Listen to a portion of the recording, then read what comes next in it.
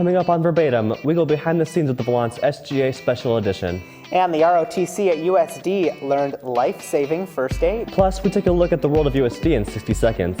Verbatim starts right now.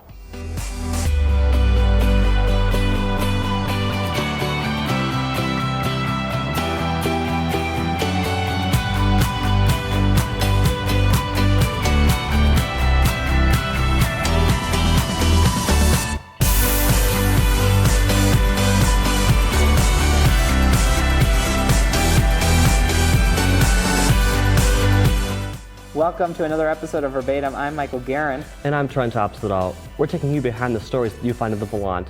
A new issue is on newsstands today. The goal of this show is to bring you behind the scenes at the Volant. And what better way than with the editor-in-chief? This is the second month of Trent's term as editor-in-chief of the Volant. Trent has previously served as the front page editor, news editor, and most recently managing editor of the Volant. He's a junior from Piedmont, South Dakota, and today he joins us to discuss his role at the Volant. And so let's start off by talking about what is your day-to-day role at the Volant? Thanks, Michael. So basically, my job is to just oversee the staff and make sure that everything is coming together the way it should, making sure that we're keeping up with our deadlines and making sure that all of our sources are responding to us and people are getting back to us the way they should.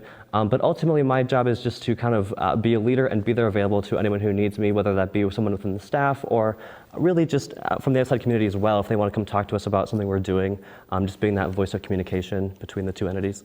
Okay, and so one thing that sets the Volant apart from a lot of other national or other scholastic newspapers is our independence. So kind of explain the importance of the Volant being independent. Well, the independence is really huge. The fact that we can write whatever we want, it's a huge responsibility. I mean, that's really awesome, but it's a lot of pressure to make sure that we're giving you guys the best news that we can. I think just because we have something like that doesn't mean that we should abuse it necessarily. So we need to take that very heavily and always remember that, what we're writing about needs to be truthful, it needs to be accurate. But it's also very important to keep in mind that we have that independence and to make sure it's upheld. So yeah, it's a very important thing. It attracts a lot of good students to USD because of that. What are some of the big things you want to work on this year? You've gone through a month already. You've survived that. What are you going to do your next 11 months? Or really 10 months left? That's a good question, Michael.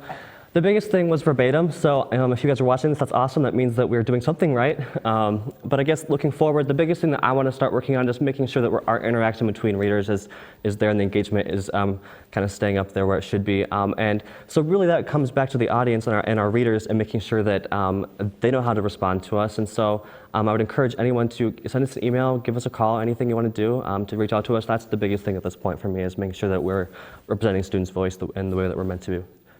Yeah, and you can go on our website to submit story ideas. It's all on the top bar of the website. Also, if you could educate the students on one thing about the Volant that students really don't know, what would that be?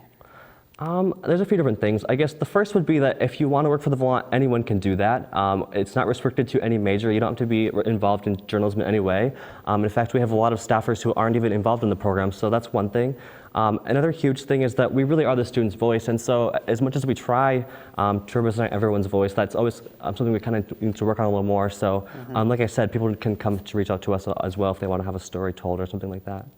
All right, well, thank you, Trent, for joining us, talking about the Volant and kind of behind what we do here at the Volant. The ROTC program went through life-saving training last week. The Volant's Megan Card has the story. USD students in the ROTC program went from books to broken bones February 11th in the Dakota Dome. As part of their annual first aid training, the underclassmen showed younger cadets basic skills to use in medical emergencies. The session included when and how to use a tourniquet, what to do if someone fractures a bone, and first response injury evaluation. First aid is not new for senior Hillary Metler, who plans to go into nursing after she graduates. She said her perspective of the training has changed considerably since she came to USD. When I was a freshman, I was like, why are we doing all this stuff? Like, this is kind of silly. And then when you grow up and you realize like how important it actually is, it matters. The ROTC performs a number of other training labs throughout the year that vary from leadership skills to rifle marksmanship. For the Volant, I'm Megan Card. Thanks, Megan. Coming up after the break, we take you behind the scenes of our SGA Special Edition. We'll be back in just 15 seconds.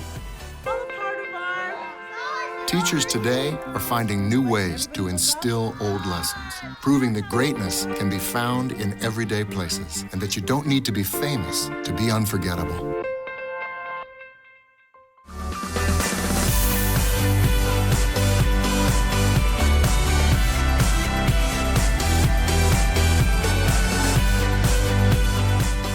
The Student Government Association election is coming up next week. This year, there's only one team running for president. We'll take you behind the scenes of our special SGA edition on Newsstands today. Top priorities, we really want to look internally to SGA first, making sure we're a solidified group, making sure that SGA senators are really reaching out to their constituents, utilizing the ECM position a little differently this year. The main thing is actual outreach, not just social media, not all this stuff, but actual going to your classes, saying, hey, I'm Sammy Zoss, I'm an arts and sciences senator, I'm here to represent you, anything you need, you come to me. The whole point of SGA really, and the relationship with the students, is just a communicating body between the students, the administrators, faculty, the Board of Regents, and all those different entities that students really don't usually have the capacity to reach out to by themselves. That's kind of the beauty of it. It's whatever the students want. Mm-hmm. Right now, there's not necessarily a disconnect between the students and SGA. Mm-hmm. I don't believe that's what it is.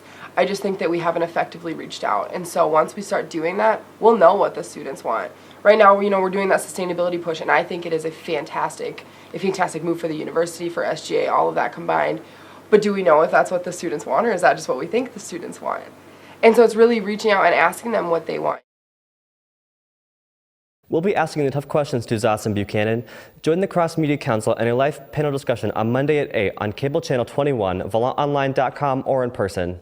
Each week, the Valant covers the stories that affect the students at USD. We decided to take a look at the big stories of the week and show you the world of USD in just 60 seconds.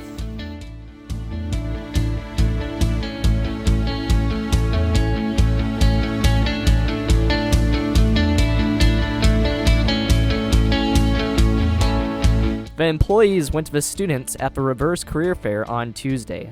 The first-time event was sponsored by the Academic and Career Planning Center. Junior hurdler Tversky Lewin has qualified for the National Indoor Championships. He is currently tied for 13th place nationally with a time of 7.79 seconds. The biggest takeaway is that there's never been a better time to be a Coyote. Outgoing SGA President Tyler Torsten gives his final thoughts, while presidential candidate Sammy Zoss prepares for the election next week. The biggest thing is we've turned our campaign from a campaign for Sammy and Michael, versus XYZ, to a campaign for SGA.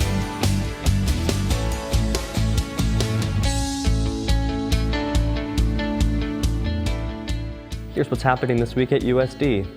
The SGA panel discussion with Sammy Zoss and Michael Buchanan is on Monday at 8 in the Al Newhart Media Center. Daniel James, a comedy hypnotist who has performed at over 400 schools and on 4 cruise lines, will be at USD Tuesday at 7 in the Muck. Coming up tonight on Coyote News, the Diversity Center opened on campus last semester. They're going to check in with the new director.